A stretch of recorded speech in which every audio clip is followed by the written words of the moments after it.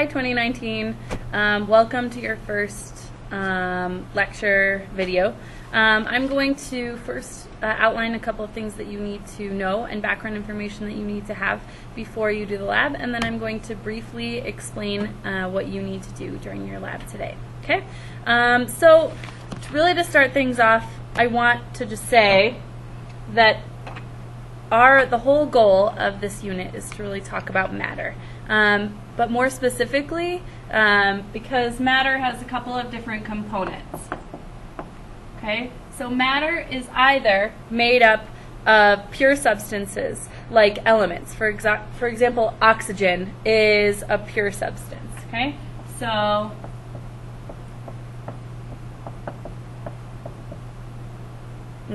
So it is a pure substance, like elements. Okay, like oxygen. Okay? Another example of a pure substance would be water in its pure form. Okay? And what I mean by that is like H2O. Okay? So I mean hydrogen and oxygen together in a molecule compiling water. Okay? So that would be a pure substance, and that would be called a compound.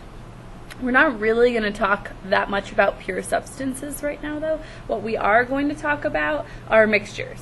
Okay?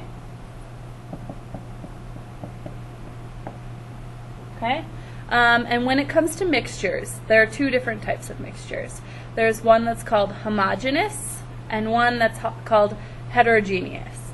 So I'm going to kind of bring those down here. Okay? So a homogeneous mixture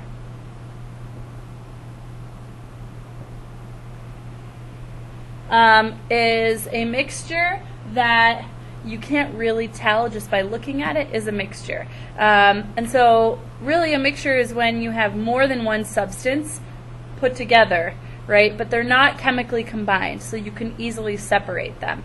Okay? And a homogeneous mixture looks like it's all the same substance, but it's really compiled of many different things. So, for example, milk would be a homogeneous mixture because milk looks like it's all the same substance, but really you can take out the fatty part of the milk, and you can take out the lactose, and you can take out, so there's many different components of that milk. Then the particle size is really what makes a difference. Okay, so the particle size in a homogeneous mixture is small. So I'm going to give you milk or salt water. Okay, because salt water is a mixture of salt and water, and you can separate them very easily, but when you stir them together and they're mixed, they look like one substance. Okay, so the thing that you need to note here is that the particle size is small.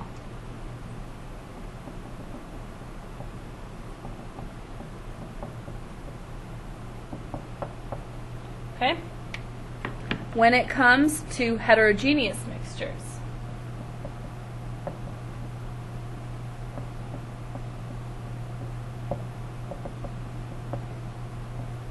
these mixtures are a little bit more obvious that they're mixtures. So you can kind of pick apart, that you can see that there are different components of that type of mixture. So for example, like vegetable soup. Okay? A vegetable soup is a heterogeneous mixture, and the reason why is because you can see and pick out the different parts. You can see that it's not all made up of one thing. Okay, and so again, the difference is here is that the particle sizes are larger, so that you're able to see the different particles. So like sand. Sand is another example of a heterogeneous mixture. They don't have to be liquids. In this case, we're talking about liquids, and your lab is going to be with a liquid, but not all mixtures are liquids, obviously. So sand is a heterogeneous mixture because there are some pieces of shell, and there are some pieces of rock, and there are some pieces, of claws or bone of other organisms. So, you know, the particle sizes, so if you took a piece, like a handful of sand, you would see that all of the particle size pieces look different. And so you can see just by looking closely, right, that it's a heterogeneous mixture, okay?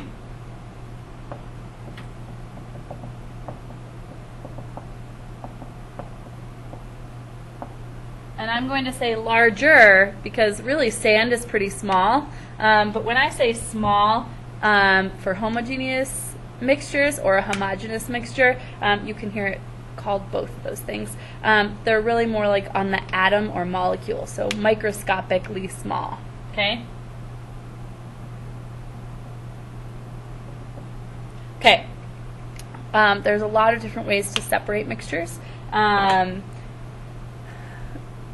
With heterogeneous mixtures, because the particle sizes are larger, it tends to be easier to separate those types of mixtures. You can filter them. You might use forceps and pick out different pieces. With more homogeneous mixtures, because the particle sizes are so small, it's not like you can just like pick out a molecule because they're microscopic. So you need to maybe evaporate or distill those types of mixtures to really separate those. So there's lots of different ways that you can separate mixtures. You guys are going to be doing that in your lab today, and you're going to be designing your own procedure to separate the mixtures based on what your observations are. Okay? Another thing that we're going to be doing throughout this unit is identifying the different parts of a mixture. You can't necessarily decide chemically what is in a mixture until you've separated those pieces. So in order for us to really do a good chemical analysis, we need to separate our mixtures. So that's part of what you're going to be doing today. Okay, so I want to go through a little bit of your lab procedure first. In your CPUP book here, okay, on whatever page that is, you're going to look at activity 3. And in activity 3, it gives you your materials, your procedure, okay? This is the procedure that I would like you to follow, okay? So really the first step is to go get your materials that are going to be in a bin that look like this with your name on them from the cabinet area, okay? Inside, really you're not going to be using these materials today. I'm giving you all the materials that you're going to be looking at. You're not going to be performing the experiment today. Today is a preliminary phase where you're going to decide what is the best procedure for me to separate this mixture, okay? So the most important part of your bin is going to be your mixture. Part of this is homogeneous and part is heterogeneous, so it's going to be a little bit more difficult to separate some of these items than others, so be aware of that. Okay, the items that you have at your disposal are going to be a funnel, you have paper towels, you have, this is filter paper, this is steel wool, this is a metal filter, okay, kind of see it there. You're also getting forceps, okay, a dropper. You're going to have 3 little cups with lids if you would like to use them. This is where you will kind of store your separated components of that mixture. And then you will also have this tray that you can use to help you separate out the pieces of that mixture, okay?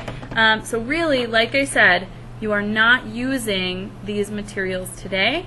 You are just seeing what you have available, and this will be part of Lab 5, where you will actually do the separation. So that'll be the following day, okay?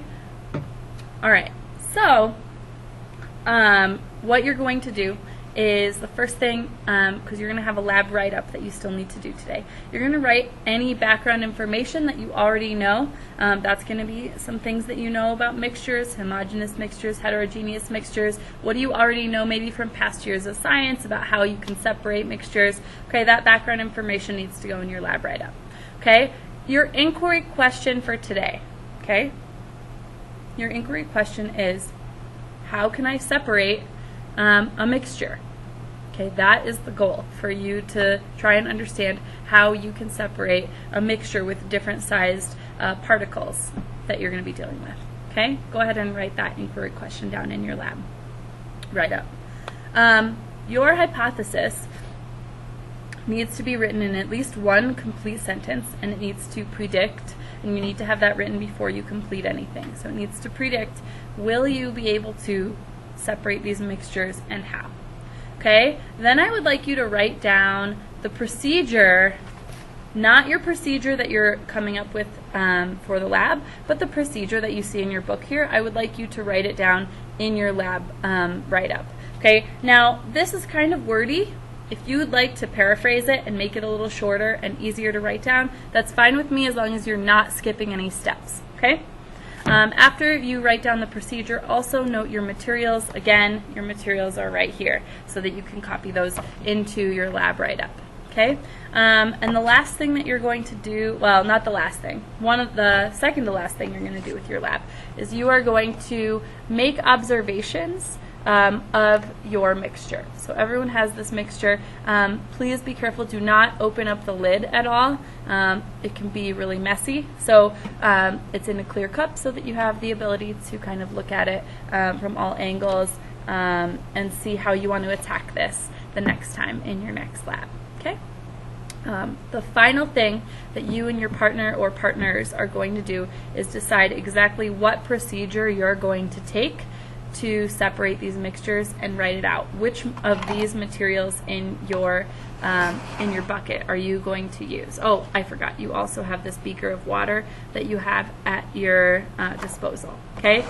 Keep in mind that if you take out some of the solids that are in the liquid, there's still going to be some liquid residue on those. How are you going to remove that? Okay? Think about how you can truly separate all the pieces, not just kind of separate all of the components of your mixture. So I want you to be specific in your observations and in your procedure for how you're going to separate the mixtures. So don't just say it's a liquid. It would be great if you could give me some descriptive words. You guys know how to use adjectives, so please be descriptive and try and use as much science vocabulary as you can. I understand that you might not have a lot of chemical vocabulary. That's fine, but you still have, some more science vocabulary at your disposal than you think. So please go ahead and do that, and do a great job. You're always welcome to ask questions. Good luck. And then here's this a little bit closer if you would like to copy it down.